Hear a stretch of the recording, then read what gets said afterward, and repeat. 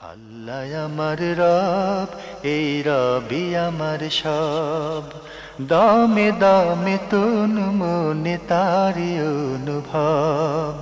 তোমার দুনিয়াতে আমি যেদিকে তাকাই, অথই নিয়ামতে ডুবে আছি সবাই।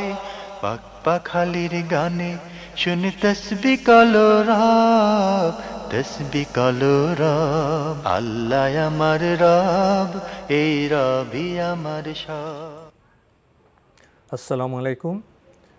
প্রিয় দর্শক, আপনারা যারা দেশে আছেন প্রবাসে, সবাইকে জানাই মাহে রমজানের শুভেচ্ছা। শুরু হলো পবিত্র রমজান উপলক্ষে এনটিভি আয়োজিত এবং লাভ হলো নিবেদিত লাইভ অনুষ্ঠান আপনার জিজ্ঞাসা। এই অনুষ্ঠানে আপনারা জীবন ঘনিষ্ঠ ইসলাম বিষয়ক যে কোনো প্রশ্ন করতে পারেন প্রাসঙ্গিক আলোচনার বিষয়েও। আমাদের আজকের প্রাসঙ্গিক আলোচনার বিষয় সিয়ামের পুরস্কার। আপনাদের সাথে আছি আমি জয়নুল আবেদিন আজাদ। আর আজকে আমাদের মাঝে অতিথি হিসেবে উপস্থিত আছেন বিশিষ্ট আলেম ডক্টর মোহাম্মদ মতিউল ইসলাম। আসসালামু আলাইকুম ওয়া রাহমাতুল্লাহি ওয়া বারাকাতুহু। প্রিয় দর্শক, চলুন তাহলে জিজ্ঞাসার আলোকিত ভুবনে আমরা প্রশ্ন নিচ্ছি। আসসালামু আলাইকুম। দর্শক, পরিচয় দিয়ে প্রশ্ন করুন। আসসালামু আলাইকুম। ওয়ালাইকুম আসসালাম। আমি নারায়ণগঞ্জ থেকে খালেদ সাইফুল্লাহ বলছি। জি বলুন। জি, আমার তিনটা প্রশ্ন। তার মধ্যে প্রথম প্রশ্নটা হলো যে আমরা কোরআন খতম করি, বিশেষ করে রমজান মাসে আমরা বেশি বেশি করে কোরআন খতম করে থাকি। তো আমরা অনেক সময় সওয়াবের উদ্দেশ্যেই কোরআন খতম করে থাকি। তো আমার প্রশ্ন হলো যে কোরআন খতম করে শুধু সওয়াব অর্জন করা এটাই আমাদের দায়িত্ব, না মানব জীবনের সকল ক্ষেত্রে কোরআনের বিধান বাস্তবায়নের চেষ্টা করা এটা আমাদের দায়িত্ব? একটু বুঝিয়ে বলবেন। জি, প্রশ্ন করুন থাকলে। আর উদ্দেশ্যে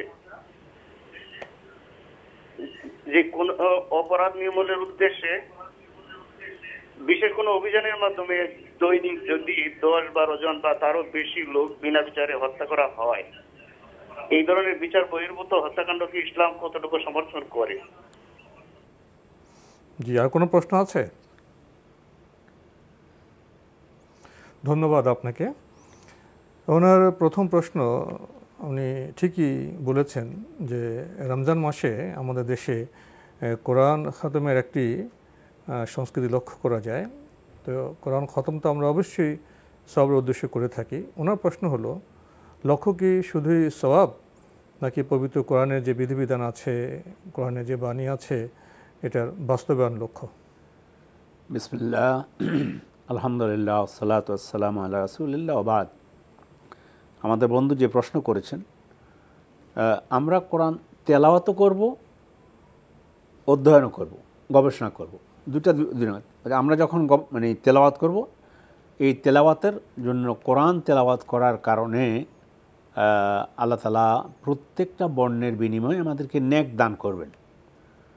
রাসূল সাল্লাল্লাহু আলাইহি ওয়াসাল্লাম হাদিসের মধ্যে তিনি বলেছেন, মান কারাআ হারফাম মিন কিতাবিল্লাহি ফালাহু হাসানা ওয়াল হাসানাতু বিআশরি আমসালিহা লা আকুলু আলিফ লাম মিম হারফুন বাল আলিফুন হারফুন ওয়া লামুন হারফুন ওয়া মিমুন হারফুন।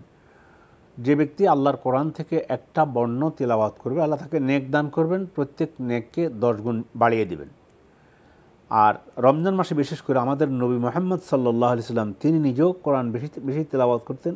জিবরিলের সাথে তিনি কোরআন অনুশীলন করতেন। জিবরিল আলাইহিস সালাম তাকে শোনাতেন, তিনি জিবরিলকে শোনাতেন।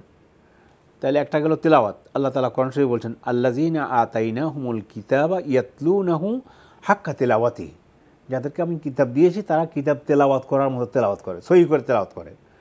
তেলাওয়াতও লাগবে, আর সাথে সাথে আপনি যেটা বলেছেন, অবশ্যই কোরআন গবেষণা করতে হবে, তাদাব্বুর করতে হবে। এবং গবেষণা করার জন্য আল্লাহ বলছেন, আল্লাযীনা আতাইনাহুমুল কিতাবা, আল্লাহ বলছেন, আফালা ইয়াতাদাব্বারুনাল কোরআন আম আলা কুলুবিন আকফালুহা। এরা কি কোরআন অধ্যয়ন করে না, গবেষণা করে না, নাকি এদের হৃদয় তালাবদ্ধ? অতএব দুটো জিনিসই লাগবে। তবে আমরা এটা বলবো না যে গবেষণা না করে তেলাওয়াত করা যাবে না, এটা বলা যাবে না। তেলাওয়াতের জন্য আল্লাহ নির্দেশ করেছেন। তাহলে কোরআনের সাথে তিনটি বিষয় আপনার বক্তব্য থেকে স্পষ্ট হলো, প্রথমে তো তেলাওয়াত, অবশ্যই, তারপরে গবেষণা, জি, তারপরে বাস্তবায়ন। এই তিনটি বিষয়ের সমন্বয়ে কোরআনের লক্ষ্য নির্ধারিত হবে। সাহাবায়ে কেরাম বলেছেন, কুন্না লা নাতাজাওয়াজ আন আশরা আয়াতিন হাত্তা না'লামা ফিহা মিনাল ইলমি ওয়াল আমাল। আমরা রাসূলের নিকট যেতাম, 10 আয়াত নিতাম, সেই 10 আয়াত পড়তাম, তেলাওয়াত করতাম, করে মুখস্থ করতাম, এরপরে আমরা সেই 10 আয়াতের মধ্যে কি আমল রয়েছে সেই আমলগুলো আমরা করতাম। এই জন্য তিনটা বিষয় আমাদের তেলাওয়াতও করতে হবে, সাথে অধ্যয়ন করা, গবেষণা করা, এটা মোমেনের কাজ। আর এর সাথে আয়াতগুলোতে যে আমলের কথা বলা হয়েছে সে আমল আমরা করব। এই তিনটির সমন্বয়ে কোরআনের লক্ষ্য আমরা অর্জন করতে পারি। প্রিয় দর্শক, আপনি দ্বিতীয় যে প্রশ্নটি করেছেন, এটা সাম্প্রতিক একটি বিষয়ে আপনি স্পষ্ট করে কিছু কথা বলেছেন। আপনার বক্তব্য হলো যে এটি বিশেষ অভিযান চলছে, সেখানে হত্যাকাণ্ড হচ্ছে, এবং আপনি বলছেন আপনার বিবেচনায় এগুলি বিচার বহির্ভূত হত্যাকাণ্ড। আপনি আরও যোগ করেছেন এ ব্যাপারে ইসলাম কি বলে। এখন আমাদের স্পষ্ট বক্তব্য হলো বিচার বহির্ভূত হত্যাকাণ্ড দেশের সরকারের বিরুদ্ধে, জনগণের বিরুদ্ধে, এবং ইসলামও তো বিচার বহির্ভূত হত্যাকাণ্ডের বিরুদ্ধে। এখন প্রশ্নটি আপনি আমাদের করেছেন, আমরা তো বিচারকের আসনে নই ভাই। এটা বলতে পারি বিচার বহির্ভূত হত্যাকাণ্ডকে ইসলাম সমর্থন করে না, দেশের জনগণ সমর্থন করে না, সরকারও এর বিপক্ষে, তারাও বিচার বহির্ভূত হত্যাকাণ্ডকে তারা সমর্থন করে না। আপনি বলছেন যে বিচার বহির্ভূত হত্যাকাণ্ড হচ্ছে, বা অনেকে বলছেন এটার বিচার কে করবে, সেটা বিচারপতিরা করতে পারেন, আদালত করতে পারেন, সে বিচারের আসনে ভাই আমরা অধিষ্ঠিত নই। কি বলবেন? না, আপনি ঠিকই বলেছেন। এমনি তো বিচার বহির্ভূতভাবে যে কেউ একজন লোককে যদি হত্যা করে, তাহলে যেমন কি গোটা পৃথিবীর সকল মানুষকে হত্যা করলো। মিন আজলি যালিকা কাতাবনা আলা বানি অন্যায়ভাবে একজন মানুষকে হত্যা করলে, আন্নাহু মান কাতালা নাফসান বিগাইরি নাফসিন আও ফাসাদিন ফিল আরদি ফাকাআন্নামা কাতালান নাস জামিয়া। অন্যায়ভাবে যদি কেউ কাউকে হত্যা করে, এই ব্যক্তি যেন গোটা পৃথিবীর সমস্ত মানুষকে হত্যা করলো। আর যদি একজন মানুষ রক্ষা করলো, পুরো মানব জাতিকে রক্ষা করলো। আন্নামা আহিয়ান নাস জামিয়া।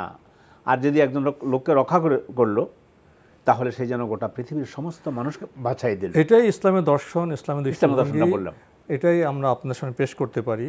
তবে বিচারের মন্তব্যের দায়িত্ব আমাদের নয়, আমরা সেখানে আমরা মন্তব্য করব না। আমরা আরেকটি প্রশ্নে যাচ্ছি। প্রিয় দর্শক, আসসালামু আলাইকুম, পরিচয় দিয়ে প্রশ্ন করুন। ওয়ালাইকুম আসসালাম ওয়া রাহমাতুল্লাহি ওয়া বারাকাতুহু। আমার প্রশ্ন ঈদের সালাতের তাকবীরের বিষয়ে। আর আরেকটা কোশ্চেন আছে আমার, প্লিজ। জি বলুন। সেটা হচ্ছে অনুষ্ঠানের যে নিবেদক, এটার অ্যাডের ধরনটার উপরে আর কি। জি জি, হ্যাঁ, প্রশ্নটি স্পষ্ট করুন। দ্বিতীয় প্রশ্নটি, আপনি লাইনে আছেন? লাইনে তো নেই। যাক, আমরা আপনার প্রথম প্রশ্নে আসি। ঈদের কয় তাকবীর?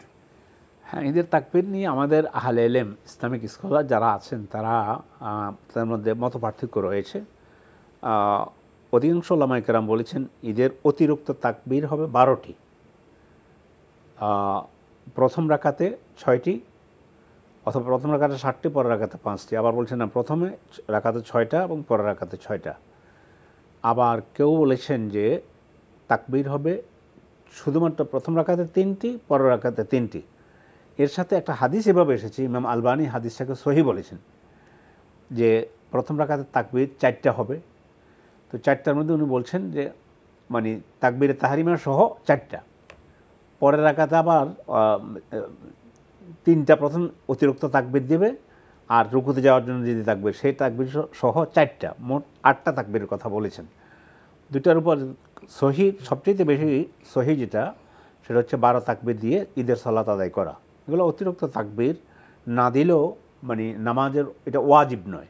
সকল ইমামের 6 তাকবীর বিষয়টা আছে, 6 তাকবীরের বিষয় আছে, মানে অতিরিক্ত 6 তাকবীর। তাহলে আপনার এই আমরা অতিরিক্ত 6 তাকবীরে পড়ি বা 12 তাকবীরে পড়ি, উভয় পদ্ধতিতে নামাজ শুদ্ধ হবে ইনশাআল্লাহ নামাজ শুদ্ধ হয়ে এতে যাবে, কোনো সমস্যা নেই। জি। আমরা আরেকটি টেলিফোন নিচ্ছি। আসসালামু আলাইকুম। দর্শক, পরিচয় দিয়ে প্রশ্ন করুন। আসসালামু আলাইকুম, আমি নারায়ণগঞ্জ থেকে মনির বলছি। জি ভাইয়া বলুন।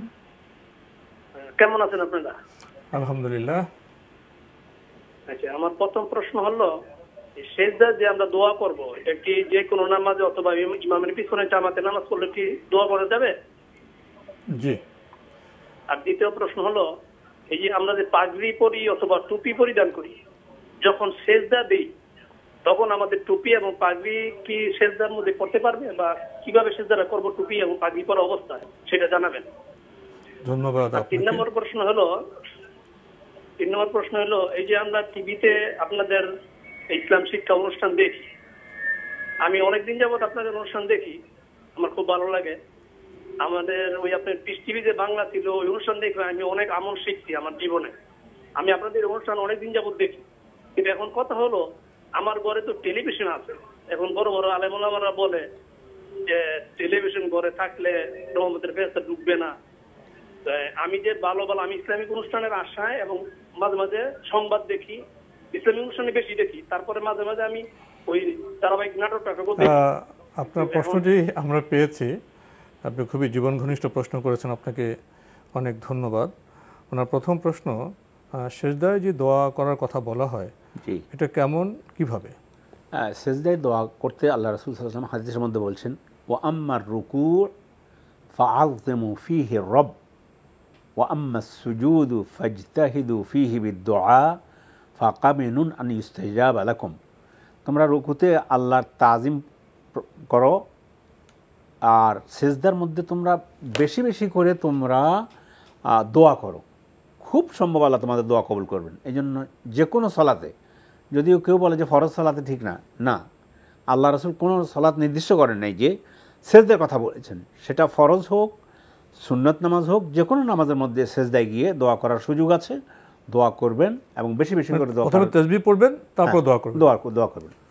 আমরা জানলাম। প্রিয় দর্শক, আপনার আরেকটি প্রশ্ন হলো, মানুষ যে পাগড়ি পরে, টুপি পরে, তো সেজদায় গেলে তো সেগুলো একটু সমস্যা হয়, ওনার প্রশ্ন থেকে উপলব্ধি করা যায়।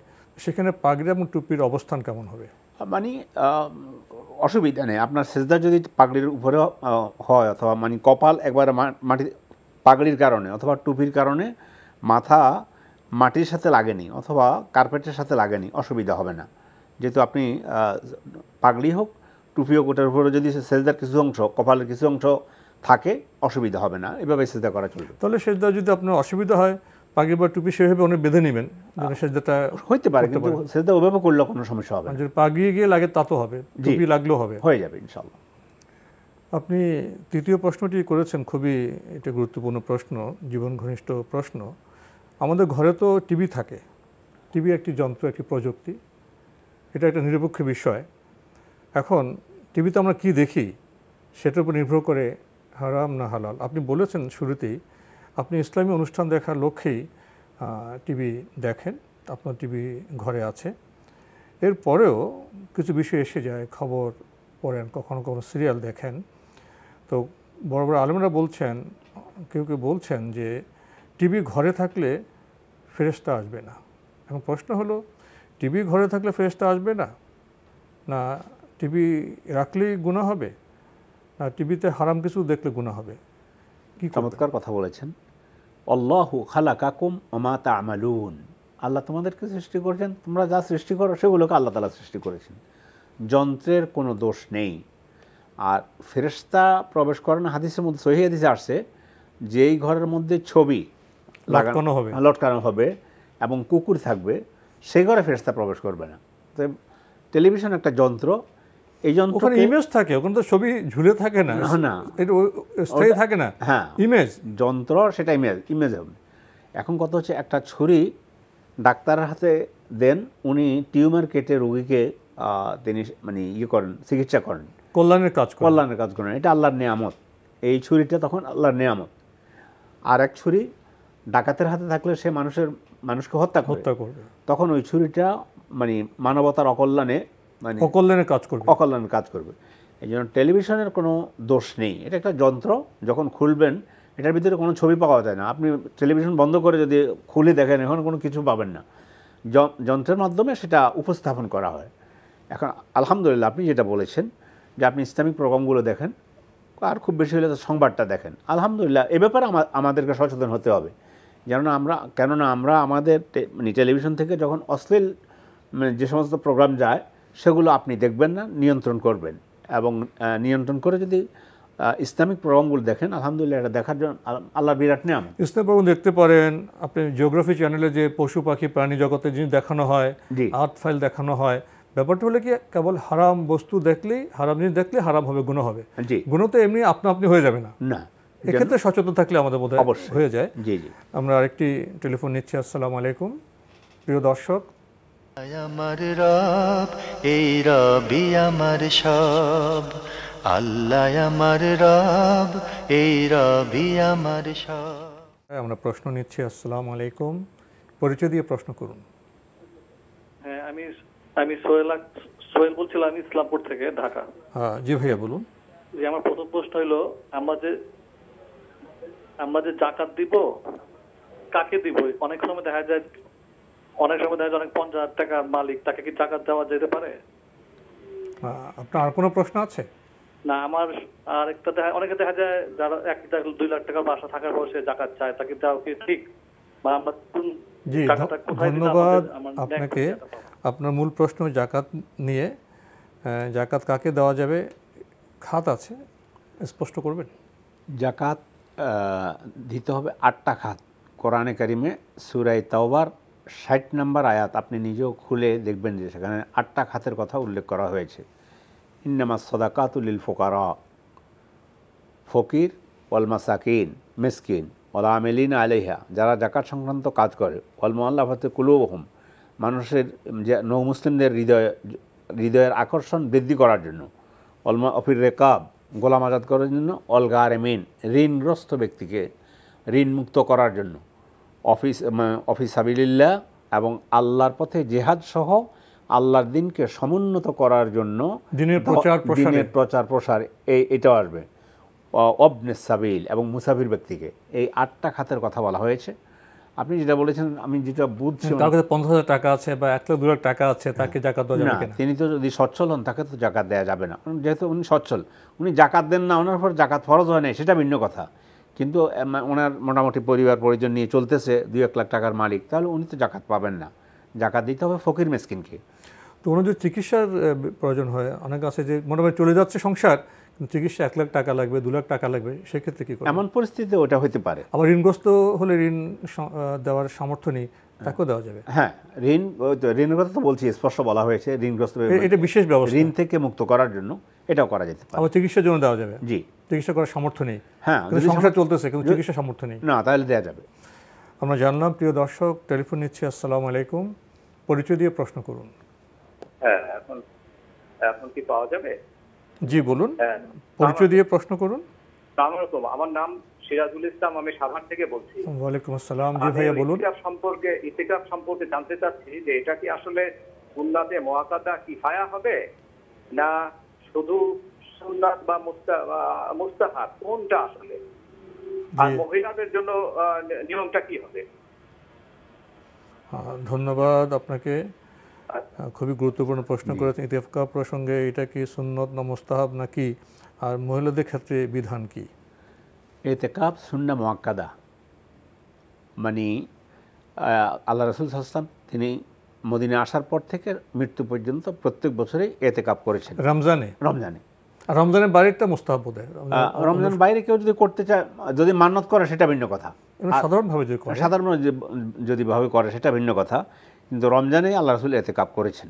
তো এই জন্য ইতিকাফরা সুন্নাহ মুআক্কাদা আহলে ইলম বলছে। তবে সুন্নাহ মুআক্কাদা কিফাইয়া এটাও বলেছে কেউ, সেটা হচ্ছে সমাজের মোটামুটি কয়েকজন লোক যদি ইতিকাফ করে, যেই মসজিদে আছে, মসজিদের চারপাশে যে সমস্ত জনগণ আছে ওই সমাজের, তাহলে কিছু লোক যদি আদায় করে দেয়, সকলের উপর থেকে দায়িত্ব এটা আদায় হয়ে যাবে ইনশাআল্লাহ। আর মহিলাদের ইতিকাফ সম্পর্কে বলেছেন, আল্লাহ রাসূলের সময় মহিলারা ইতিকাফ করেছেন, আয়েশা রাদিয়াল্লাহু তাআলা ইতিকাফ করেছেন, কিন্তু মসজিদে করেছেন, সেটা মসজিদে ব্যবস্থা ছিল। আল্লাহ রাসূলের সময় মসজিদে মেয়ে লোকদের এতেকাফের ব্যবস্থা ছিল। আয়েশা রাদিয়াল্লাহু তাআলা আনহা, অন্যান্য রাসূলের অন্যান্য স্ত্রীরা এতেকাফ করেছেন। আর এতেকাফের জন্য মসজিদ লাগবে, মানে এইটাই হলো সবচেয়ে প্রণিধানযোগ্য কথা এবং নির্ভরযোগ্য কথা। এবং হাদিস রাসূলের সময় মহিলারা কেউ নিজের ঘরের মধ্যে একা একা একান্ত প্রকাশ্যে এতেকাফের জায়গা হবে মসজিদে। মসজিদ। এখন আমাদের যদি দেশে মসজিদে মহিলাদের এতেকাফের সে ব্যবস্থা না থাকে তাহলে করবে না। মানে এটা তো এমন নয় যে ম্যান্ডেটরি, মানে করতেই হবে, ফরজ না তো। জি না। এর জন্য মোটামুটি মহিলারাও যদি কোনো মসজিদে এই ব্যবস্থা থাকে সেটা ভিন্ন কথা, না হলে ওনারা এতেকাফ করবেন না। জি, আমরা জানলাম। প্রিয় দর্শক, টেলিফোন নিচ্ছি। আসসালামু আলাইকুম, পরিচয় দিয়ে প্রশ্ন করুন। আসসালামু আলাইকুম রহমতুল্লাহ। ওয়ালাইকুম আসসালাম, জি বলুন, পরিচয় দিয়ে। আমার নাম হচ্ছে মোহাম্মদ নুরুজ্জামান। কোথেকে বলছেন? বলতেছি আশুলিয়া। জি বলুন, প্রশ্নটি করুন। প্রশ্নটি হচ্ছে যে আমার আব্বা, মানে উনি 5 ওয়াক্ত নামাজ পড়ে না, তো উনি পড়লে ওনার জন্য কি আমার কোনো দায়িত্ব থাকবে নাকি, এরকম কিছু? আর কোনো প্রশ্ন আছে? না, এইটাই। ধন্যবাদ আপনাকে, প্রশ্নটি পেয়েছেন। জি, আপনার আব্বাকে আপনি নসিহত করেন। আপনি সন্তান হিসেবেও সন্তান বাবাকে নসিহত করা এটা নবীওয়ালা কাজ ছিল। ইব্রাহিম আলাইহিস সালাম ওনার আব্বাকে নসিহত করেছেন। এই জন্য আপনার দায়িত্ব হচ্ছে আপনার আব্বাকে বোঝানো যে নসিহতের পদ্ধতি কেমন হবে। জি, নসিহতের পদ্ধতি কেমন? হ্যাঁ, সেটা সুন্দরভাবে সুললিল, মানে তার সম্মান বজায় রেখে, সম্মান অবশ্যই ওটা করতে হবে। তো এই জন্য কিন্তু আপনি ওনাকে নামাজ পড়ার জন্য বলবেন। বিষয়টি এত গুরুত্বপূর্ণ, নামাজ যদি কোনো ব্যক্তি ইচ্ছাকৃত 1 ওয়াক্ত সালাত ত্যাগ করে, তাহলে আমাদের স্কলাররা বলেছেন যে ওই ব্যক্তি ইসলামের গণ্ডির মধ্যে থাকবে না। দলিল দিয়েছেন সূরা তাওবার 5 নম্বর আয়াত, ফাইন তাবু ওয়া আকামুস সালাতা ওয়া আতাউজ যাকাতা ফাখাল্লু সাবিলাহুম। তারা যদি শিরক থেকে তওবা করে নামাজ কায়েম করে তাহলে তাদের রাস্তা ছেড়ে দাও। 11 নম্বর আয়াত সূরা তাওবার, ফাইন তাবু ওয়া আকামুস সালাতা ওয়া আতাউজ যাকাতা ফাইখওয়ানুকুম ফিদ্দীন। যদি তারা নামাজ শিরক ত্যাগ করে নামাজ কায়েম করে তাহলে তোমাদের দ্বীনি ভাই। আর রাসূল সাল্লাল্লাহু আলাইহি ওয়াসাল্লাম হাদিসের মধ্যে বলছেন, আল আহাদুল্লাযী বাইনানা ওয়া বাইনাহুম আসসালাহ ফামান তারাকাহা ফাকাদ কাফারা। আমাদের মাঝে এবং কাফেরদের মাঝে পার্থক্য সৃষ্টিকারী বিষয় হচ্ছে নামাজ। যে নামাজ ছেড়ে দিল সে কুফরি করলো। ওমর রাদিয়াল্লাহু তাআলা আনহু বলেছেন, লা ইসলাম লিমান লা সলাত লাহু। ওই ব্যক্তির ইসলাম নেই যার নামাজ নেই। সব কিছু মিলে আপনার আব্বাকে নসিহত করতেই থাকুন। আর উনি যদি না শুনে সেটা দায়িত্ব আপনার উপরে বর্তাবে না, কিন্তু সুন্দরভাবে, মানে শ্রদ্ধা করে সম্মানের সাথে ওনাকে কথা বলে এই কথাগুলো ওনার কর্ণকুহরে পৌঁছাই দিবেন যে আব্বা যদি নামাজ না পড়েন ইচ্ছাকৃত, তাহলে ইসলামের গণ্ডির ভিতরে থাকার সুযোগ নেই, নামাজ পড়ুন। এবং এই নসিহতগুলো সুন্দরভাবে করুন। জি, নসিহতের ক্ষেত্রে দায়িত্ব পালন করতে হবে, বাড়াবাড়ি করা যাবে না, এ বিষয়ে আমাদের সচেতন থাকতে হবে। আমরা আরেকটি টেলিফোন নিচ্ছি। আসসালামু আলাইকুম, প্রিয় দর্শক, পরিচয় দিয়ে প্রশ্ন করুন। হ্যালো, আসসালামু আলাইকুম। আমি ঠাকুরগাঁও মোহাম্মদ রফিকুল ইসলাম বলছিলাম। জি ভাইয়া বলুন। আমার প্রশ্ন হলো যে ইমাম সাহেবের মাথায় পাগড়ি নাই, আর মুসল্লির মাথায় যদি পাগড়ি থাকে, এই অবস্থায় নামাজের খলল হবে কিনা? ধন্যবাদ আপনাকে, পেয়েছেন তো প্রশ্ন। পাগড়ির কথা বলা হয়েছে, এটা আমরা একটু আগেও এ ব্যাপারে বলেছি যে পাগড়ি পরে নামাজ পড়লে নামাজ হবে। এবং পাগড়ির কারণে মানে মাথার কপালটা যদি পুরোপুরি মানে মাটিতে না লাগে অথবা কার্পেটের উপরে না। প্রশ্নটি একটু অন্যরকম, যে মসজিদে ইমাম সাহেবের পাগড়ি নেই, আচ্ছা মুসল্লির আছে, এক্ষেত্রে নামাজে কোনো ক্ষতি হবে? না না, কোনো ক্ষতি হবে না। মুসল্লি আলহামদুলিল্লাহ, পাগড়ি তো নামাজের শর্ত না। না, নামাজের শর্তের মধ্যে কোনো কিছু না। ইমাম সাহেবের নেই, মুসল্লির আছে, থাকতে পারে। ইমাম সাহেব এই জন্য কোনো নামাজের মধ্যে কোনো কমতি হবে না, কোনো কিছু হবে না। জি, আসলে আমরা নামাজের শর্তগুলো জানলে এইসব প্রশ্ন খুব সহজ হয়ে যায়। জি, আমরা আরেকটি টেলিফোন নিচ্ছি। আসসালামু আলাইকুম, পরিচয় দিয়ে প্রশ্ন করুন। আসসালামু আলাইকুম। ওয়ালাইকুম আসসালাম। ভাই, অনেকদিন ধরে চেষ্টা করতেছি, কিন্তু জায়গার লোক আমল করে। আজকে তো পেয়েছেন ভাইয়া, ধন্যবাদ আপনাকে। প্রশ্ন করুন। টেলিভিশনের ভলিউমটি কমিয়ে প্রশ্ন করুন, পরিচয় দিয়ে। আমি বলছি যে সূরা বাকারার 187 নম্বর আয়াতে বলছে যে সূরা ফাতিহা সিয়াম পূর্ণ করো। না, সূরা বাকারার 187 নম্বর আয়াত। 187? জি জি জি জি জি, কি বলেছেন? বলছে যে রাত সমাগম পর্যন্ত সিয়াম পূর্ণ করো। তাহলে আমরা কেন এই যে মানে আজানের পর ইফতারি করতে, তাহলে এই যে রোজাগুলো হচ্ছে না, এগুলোর জন্য দায়িত্ব কে নেবে? জি আচ্ছা, আরেকটা কথা, জি জি আরেকটা প্রশ্ন, জায়গা পাক থাকা তো নামাজের শর্ত, জি তাহলে আমরা জানাজার নামাজ যে মসজিদের বাইরে পড়ছি সেসব জায়গা তো পাক না, জি তাহলে এই নামাজটা তো কবুল হচ্ছে না, তাহলে এর জন্য দায়িত্ব নেবে কে? জি ধন্যবাদ আপনাকে ভাইয়া। এই যে আপনি শুরুতে পবিত্র কোরআনের আয়াতের প্রসঙ্গে বললেন যে রাত হলে ইফতার করতে বলেছে, আমরা যে আজানের সাথে বা সন্ধ্যায় ইফতার করি, রোজা নষ্ট করতেছি, এই দায়িত্ব কে নেবে? ভাই, পবিত্র কোরআনের আয়াত উদ্ধৃতি করলে হবে না, আয়াতটাকে বুঝতে হবে, উপলব্ধি করতে হবে, তাফসীর জানতে হবে।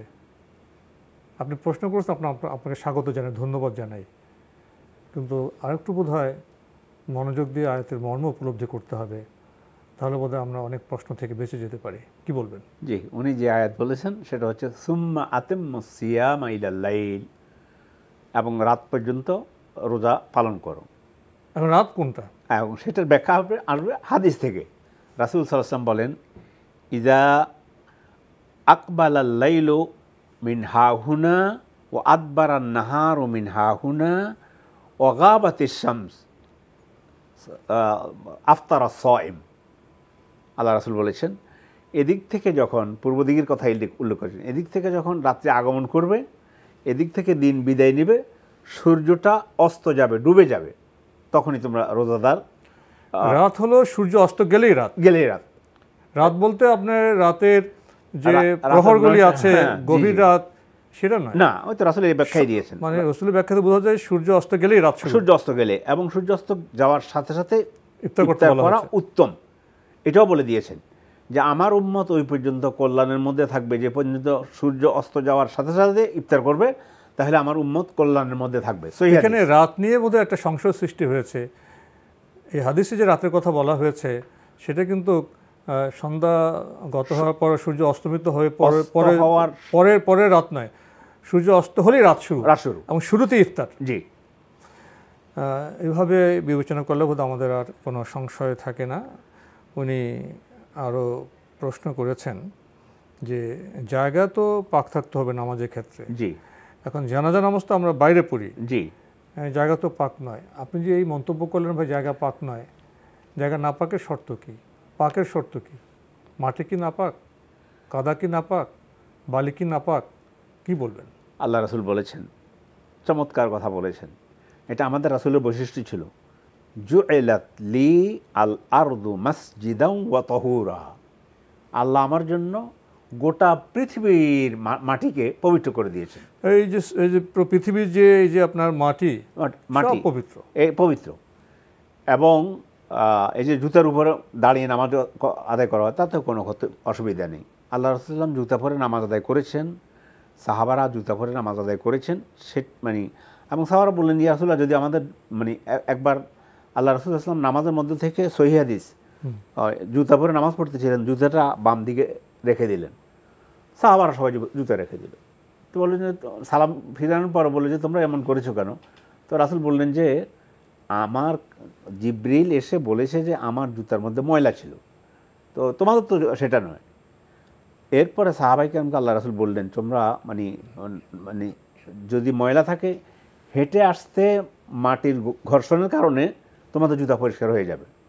ফলে মাটি তো পবিত্র আছেই, এবং আমাদের রাসূলের জন্য গোটা পৃথিবীর সমস্ত মাটিকে আল্লাহ তাআলা পবিত্র করে দিয়েছেন। মানে পুরো জমিন, জি, এটা আমাদের জন্য পবিত্র। নামাজ আপনি রুকু সিজদা করেন, এখন কোথায় যদি আপনার নাজাসাত থাকে, শুধু সেটুকুন জায়গায় অপবিত্র, কিন্তু মাটি বা জমিন পবিত্র। আরেকটি বিষয় যে আপনি বললেন যে জুতো পরে সাহাবারা নামাজ পড়তে গেছেন মসজিদে, একটু বিবেচনার বিষয় আছে। তখনকার মসজিদে মাটির ছিল, এখনকার যে আপনার মোজাইক করা বা টাইলসের যে মসজিদ, ঠিক আছে, সেখানে যদি আমরা জুতো নিয়ে যেতে, বেমানান হবে। বেমানান মানে ওটা নয়, কিন্তু যদি আপনি ওইভাবে যদি আমি মানে সালাত আদায় করেন, যদি সে ব্যবস্থা থাকে অবস্থার আলোকে, পরিস্থিতির কারণে এখন জুতো যদি নাপাক না হয়, তাহলে জুতো পরে নামাজ পড়া যাবে, জানাজা নামাজ পড়া যাবে, এক্ষেত্রে কোনো সমস্যা নেই। প্রিয় দর্শক, আমরা এতক্ষণ দেখছিলাম এনটিভি আয়োজিত এবং লাভ হলো নিবেদিত অনুষ্ঠান আপনার জিজ্ঞাসা। আমার রব, এই রবি আমার সব, আল্লাহ আমার রব, এই রবি আমার সব। আমরা প্রশ্ন নিচ্ছি। আসসালামু আলাইকুম, পরিচয় দিয়ে প্রশ্ন করুন। লাইনে আছেন? এখন লাইনে আছি, আপনাদের চলতেছে অ্যাডভার্টাইজমেন্ট দেখি। পরিচয় দিয়ে প্রশ্ন করুন। জি, আমি আমেরিকা থেকে বলছি আর কি। জি বলুন। আচ্ছা, ওই তো আপনার যাই হোক, ওই আপনার এই হ্যালো। জি, আমরা আপনাকে শুনছি, আপনার পরিচয় দিয়ে প্রশ্ন করুন। জি, আমার নাম মোহাম্মদ সারোয়ার। আমার প্রশ্ন হলো, এই রমজানে আমরা অনেক সময় মুর্দাদের জন্য ওই খাওয়ার আয়োজন করি আর কি, রমজান উপলক্ষে মৃত ব্যক্তিদের জন্য আল্লাহর রাস্তায়। তো এটা কিছু হুজুর বলতেছে এটা নাজায়েজ, আবার কেউ কেউ বলে যে না, খাওয়ানো এটা সওয়াবের কাজ। এটা নিয়ে আমরা ধরেন বিভ্রান্তির ভিতরে আছি। আমাদের ভাইদের মধ্যে দুইটা ভাই বলতেছে এটা বেদাত, আর আমরা বলতেছি যে না, এটা আপনার সওয়াবের কাজ। এটা কি আমরা করতে পারি? ধন্যবাদ আপনাকে। আসলে যারা গত হয়ে গেছেন, আপনার কোনো প্রশ্ন আছে? জি, আর ওই প্রশ্ন আছে ধরেন আপনার এই জি জি বলুন প্রশ্ন। আর একটা প্রশ্ন আছে যে আমাদের এই মহিলাদেরকে নিয়ে আর কি, কথা বুঝিনি। মহিলাদের স্বামীর কথা শুনে না, কিন্তু নামাজ রোজা করে, ইবাদত করে, সবকিছু করে, কি স্বামী মানে না, স্বামীকে কথা মতো চলে না। তো এদের গ্রহণযোগ্য কি হবে? মনে করেন যে হাদিসে কোরআনে লেখা আছে যে নফল নামাজ স্বামীর এজাজত ছাড়া নফল রোজাও রাখতে পারবে না, নফল নামাজও পড়তে পারবে না। এরা এগুলা মানে না। জি জি, ধন্যবাদ আপনাকে। আপনি খুবই গুরুত্বপূর্ণ প্রশ্ন করেছেন। যারা গত হয়ে যান, আমাদের আপনজন, তাদেরকে নিয়ে আমরা ভাবি, তাদের কল্যাণে চিন্তা করি এবং তাদেরকে স্মরণে করে আমরা দান সৎকার করি, আমরা গরিব মিসকিনকে খাওয়াই, আত্মীয়স্বজনকে খাওয়াই। এখন সেটা রমজানে তো সওয়াবের মাস, অনেকে বেশি বেশি সওয়াব পাওয়ার জন্য রমজানে অনেক কাজ করেন। উনি বলছেন যে এই যে মৃত আত্মীয় স্বজনদের কল্যাণে আমরা যে খাওয়াই, কেউ বলছেন এটা যাবে জায়েজ, কেউ বলছেন যাবে না। আসলে কি? আসলে হচ্ছে আপনি সর্বপ্রথম হলো গরিব দুঃখীদেরকে খাওয়ানো, এটা খুব সওয়াব এবং বরকতের কাজ। কোরআনে কারিমে আল্লাহ বলছেন ওয়ুতঈমুনা আত-তাআমা আলা হুব্বিহি মিসকিনান ওয়া ইয়াতীমান ওয়া আসীরা। খাওয়ার মানে যে খাবার, সে ওয়ুতঈমুনা আত-তাআমা আলা হুব্বি, আল্লাহর ভালোবাসায় ফকির মিসকিন গরিবদের খাওয়ানো। ওয়ুতঈমুনা মুমিনদের গুণাবলী। এটা রমজানে হইতে পারে, রমজানের পরে হইতে পারে, যে কোনো সময় হইতে পারে। আল্লাহ রাসূল হাদিসের মধ্যে বলেছেন আফশুস সালাম, বেশি বেশি সালাম দাও। ওয়া আতঈমুত তাআম, মানুষকে খাবার খাও। ওয়াসিলুল আরহাম ওয়াসাল্লু বিল লাইলি ওয়ান নাসু নিয়াম তাদখুলুল জান্নাতা বিসালাম। অতএব গরিব দুঃখী মিসকিন অসহায় নিঃস্ব মানুষকে খাওয়ানো এটা সওয়াবের কাজ। কিন্তু মুর্দাদের জন্য খাওয়াচ্ছি, বিষয়টা এখানে দাঁড়ালো। মুর্দাদের জন্য এ খাওয়ানোর পরে আপনি এটা বলেন যে আল্লাহ এর সব আমাকে দান করেন, আমার আব্বা আম্মা যারা দুনিয়া থেকে চলে গেছেন অন্যান্য মানুষকে তাদেরকেও দান করেন, এটা বলা যেতে পারে, করা যেতে পারে। কিন্তু রমজান মাসে মুর্দাদের জন্য খাওয়ানো,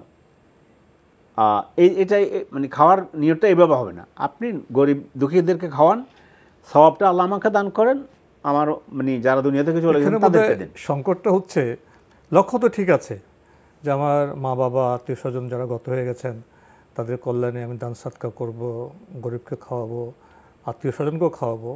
আত্মীয় স্বজন খাওয়ালেও তো কল্যাণ আছে। অবশ্যই। এখন এখানে দেখা যায় যে আমাদের এখানে কিছু ফরম্যাট সৃষ্টি হয়ে গেছে যে আপনজনরা মারা গেছে, তার মৃত্যুর বার্ষিকীতে খাওয়াতে হবে, এটা হলো বেদাত। মা বাবা ইন্তেকাল করেছেন, চল্লিশা করতে হবে, চেহলাম করতে হবে। এখানে এসে বোধহয় আমরা একটু বিভ্রান্তিতে পড়ে যাই। আমাদের মহতারাম বলেছেন যে আত্মীয় স্বজনের জন্য, আপনজনদের জন্য, কল্যাণের জন্য আমরা দান সৎকার করতে পারি, মানুষকে খাওয়াতে পারি। এই মৌলিক জায়গায় কোনো অকল্যাণ নেই, এটা তো সওয়াবের কাজ। কিন্তু কখন এটা বেদাত হবে? যখন আমরা নিজেরা, রাসূল বলেননি, আল্লাহ বলেননি, নিজেরা যখন ফরম্যাট সৃষ্টি করে নিব, বিশেষ পদ্ধতি নির্মাণ করবো, ঢাকগুলো পিটাবো বিশেষ অনুষ্ঠান করব, সেখানে আপত্তি। সেখানে যে মানে পিতামাতা মারা গেছে অমুক দিন, সেদিন খাওয়ানো, 40 দিন খাওয়ানো, 3 দিনের দিন খাওয়ানো, এগুলো আমরা যে আবাদতের ফরম্যাটটা আমরা দিতে পারবো না। জি না, এই কারণেই না। জি, আমরা জানলাম প্রিয় দর্শক। আর দ্বিতীয়টি বিষয়টি যে আপনি বলেছেন যে আজকাল মহিলারা স্বামীর কথা শোনে না, ইবাদত বন্দেগী করে, নামাজ রোজা করে, এবং প্রসঙ্গত আপনি এই কথা বলেছেন যে স্বামীর অনুমতি ছাড়া নফল রোজা, নফল ইবাদত তো মহিলারা করতে পারবে না। আপনার প্রশ্নের ভাষা থেকে উপলব্ধি করা যায় আপনি একটু সংক্ষুব্ধ। এখন আপনার বিপরীতে যে মহিলারা আছেন তার কথা তো ভাই আমরা শুনতে পাইনি, তিনিও সংক্ষুব্ধ কিনা, তারও কোনো বক্তব্য আছে কিনা। এটা তো স্বাভাবিক, যে কোনো জায়গায় শৃঙ্খলা অনিবার্য, পরিবারেও শৃঙ্খলা থাকতে হবে। তো একটি স্কুলে তো দুজন হেডমাস্টার থাকতে পারবে না, পরিবারের ম্যানেজমেন্টে একজন দায়িত্ব নেবেন। ইসলামে সেই দায়িত্ব দেওয়া হয়েছে স্বামীকে। আর স্বামী যদি ম্যানেজারের দায়িত্ব পালন করেন, তিনি যদি সংসারের দায়িত্ব পালন করেন, তাহলে সবাই তাকে ভালোবাসার কথা, তিনি দায়িত্ব পালন করছেন স্ত্রীর জন্য, সন্তানদের জন্য। এরপরে ব্যবহারিক জীবন আছে, আচরণের জীবন আছে, সেখানে আমাদের কোনো ত্রুটি আছে কিনা সেটাও তো বোধহয় বিষয়, সেটা দেখতে হবে। তবে হ্যাঁ, স্ত্রীদের ব্যাপারে বলা হয়েছে যদি দুনিয়াতে সেজদা করার জন্য আল্লাহ ছাড়া কাউকে সেজদা করা জায়েজ থাকতো, তাহলে রাসূল বলছেন তাহলে স্বামীদেরকে বলা হচ্ছে যে মানে স্ত্রীদেরকে বলা হচ্ছে স্বামীকে সেজদা করার জন্য। কেন? ওই দায়িত্ব পালন করার জন্য। আবার স্বামীর উপরে এমন দায়িত্ব অর্পণ করেছেন আল্লাহ রাব্বুল আলামিন, স্ত্রীকে খাওয়ানো, ভরণ পোষণ সব কিছু ফরজ করে দিয়েছেন। তো এই জন্য স্বামীদের মানে আনুগত্য করবে, স্বামীর কথা মতো চলবে, নেক কাজের কথা বললে এগুলো শুনবে। আর আমাদের বন্ধু যেটা বলেছেন যে নফল নামাজ রোজা, এটা নয়, নফল রোজার কথা বলা হয়েছে। নফল রোজা করার স্বামীর উপস্থিতিতে নফল রোজা করতে হলে এটা সহিহ হাদিস।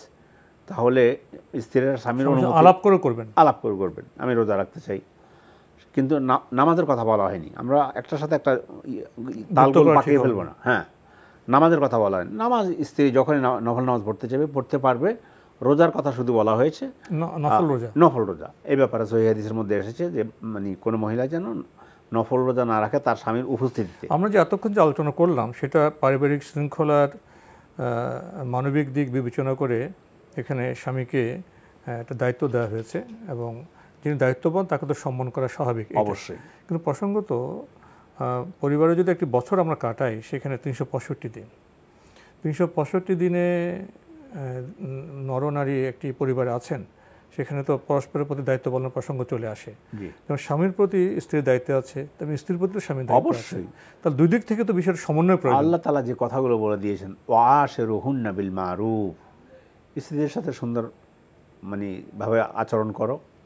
আবার স্ত্রীর উপর দায়িত্ব দিয়েছে স্বামীর আনুগত্য করার জন্য। শুধুমাত্র যদি পাপ কাজে উদ্বুদ্ধ করে সেটা করা যাবে না। লা তাআতা লিমাখলুকিন ফি মাসিয়াতিল খালিক, আল্লাহর অবাধ্য কোনো কাজ যদি স্বামী স্ত্রীকে বলে সেটা পালন করবে না। এছাড়া স্ত্রী যদি স্বামীর আনুগত্য করে এবং 5 ওয়াক্ত সালাত আদায় করে, হাদিসের মধ্যে এসেছে, তারপরে এই কারণগুলোতে যে জান্নাতের যে দরজা দিয়ে ইচ্ছা করবে সেই দরজা দিয়ে সে জান্নাতে প্রবেশ করতে পারবে, এত গুরুত্ব দিয়েছে। এই জন্য আমাদের বোন যারা আছেন, বোনেরা আপনার স্বামীর প্রতি শ্রদ্ধাশীল হন। স্বামীদেরকে ইসলাম আবার বলে দিয়েছে, কোরআন বলে দিয়েছে তাদের সাথে সুন্দর আচরণ করার জন্য। মানে নারীও মানুষ, তার প্রতিও সম্মানজনক আচরণ করতে হবে।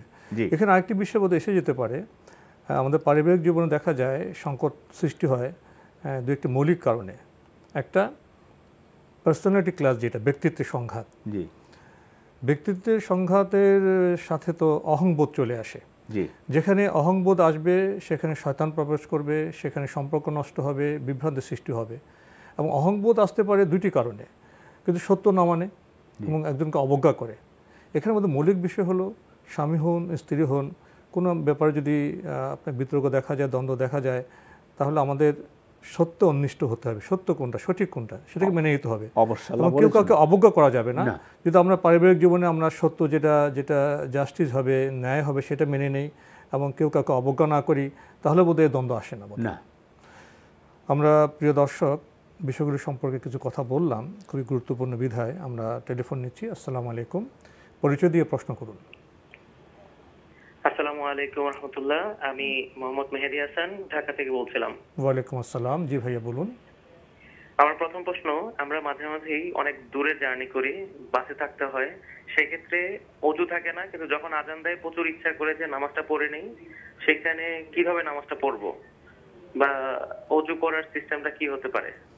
জি, ধন্যবাদ আপনাকে। পেয়েছেন তো প্রশ্ন? হ্যাঁ, সফরে নামাজ পড়ার ব্যাপারে বলছে। দীর্ঘ জার্নিতে যান, অজু থাকে না, নামাজের ওয়াক্ত চলে যাচ্ছে, কি করবেন? না, সলাতের জন্য তহারাত শর্ত, তহারাত লাগবে। এখন সেটা হচ্ছে পানি নেই, তাইলে তায়াম্মুম করে নামাজ আদায় করেন। নামাজের ওয়াক্ত হয়ে গিয়েছে, পানি পাওয়া যাচ্ছে না, এমন জায়গায় গিয়েছি, তাহলে আপনি সেখানে তায়াম্মুম করে সালাত আদায় করতে পারেন। দীর্ঘ সফর, তো বাসে তায়াম্মুম কিভাবে করবেন? বাসের মধ্যে তায়াম্মুম করার ব্যাপারে বলা হয়েছে যে বাসের ধুলিবালি থাকে, সিটে বা জানালায়, জানালায় সেটার উপর করলেও চলবে। অথবা যারা নিয়মিত দীর্ঘ সফর করেন তারা নিজেরা আয়োজন রাখতে পারেন, মাটির একটা টুকরা রাখতে। আল্লাহ তাআলা বলছেন ফাতায়াম্মামু ফাইন লাম তাজিদু মাআন ফাতায়াম্মামু সাঈদান তাইয়্যিবা, তোমরা যদি পানি না পাও তাহলে পবিত্র মাটি, এটা তোমরা মাটি দিয়ে তোমরা তায়াম্মুম করো, নামাজ হয়ে যাবে। মানে পূর্ব পরিকল্পনা থাকলে, নিষ্ঠা থাকলে বোধহয় অনেক সমস্যায় আমরা উতরে যেতে পারি। তো এই বিষয়ে আজকে আমরা আর কথা বলতে পারছি না, নতুন প্রশ্ন নিতে পারছি না, সময়ের কারণে এখানে শেষ করতে হচ্ছে। আপনাকে অনেক ধন্যবাদ। ধন্যবাদ আপনাকেও। প্রিয় দর্শক, আমরা এতক্ষণ দেখছিলাম এনটিভি আয়োজিত এবং লাভ হলো নিবেদিত অনুষ্ঠান আপনার জিজ্ঞাসা। আমাদের এই অনুষ্ঠান আপনারা এনটিভি অনলাইনেও দেখতে পারবেন, ভিজিট করুন www.ntv.com। এছাড়া ইউটিউবে এবং আমাদের ভেরিফাইড ফেসবুক পেজেও অনুষ্ঠান দেখতে পারবেন। শেষের প্রশ্ন ছিল নামাজ প্রসঙ্গে। নামাজের গুরুত্ব উপলব্ধি করতে পারলে আমরা প্রস্তুতি নেব, যেখানে প্রস্তুতি পরিকল্পিত হবে সেখানে সংকট কম হবে। দেখা হবে ইনশাআল্লাহ আগামীকাল একই সময়ে। প্রিয় দর্শক, মহান আল্লাহ আমাদের সবাইকে নিরাপদে রাখুন, রাখুন শান্তিতে। আসসালামু আলাইকুম। আল্লাহ আমার রব, এই রবি আমার সব, দামে দামে তুন মনে তারি অনুভব। আল্লাহ আমার রব, এই রবি আমার সব।